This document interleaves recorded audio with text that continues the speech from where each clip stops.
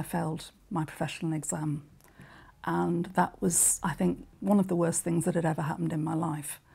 And I just felt completely gutted, and I was very low and felt suicidal. At the time I was working as a psychiatrist, and I was feeling worse than quite a number of the people I seemed to be looking after. And that was really the realisation that I had to do something. What the therapist did at first was really just help me to see that that wasn't the worst thing in the world, that there were far worse things that had happened.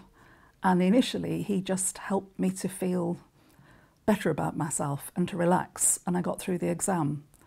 And then when I got through the exam, we really started to look at where all this came from.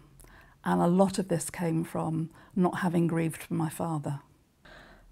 The thing I will never forget is the pain this guy, the father, would get in his chest when he talked about his son.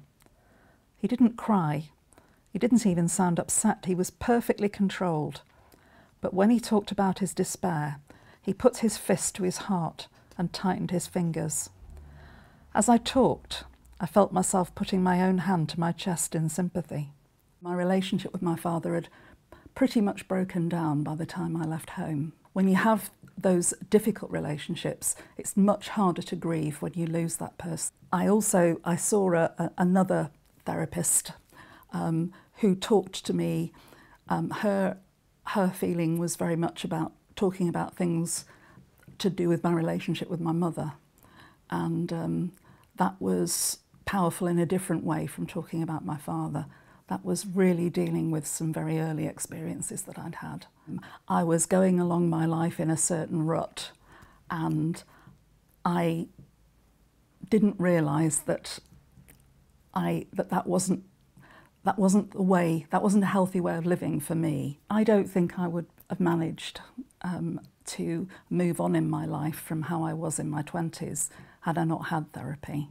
I hope that my book will help people to see that it is possible to resolve some of the issues from your past, as well as help you to cope with things in the present through a talking therapy.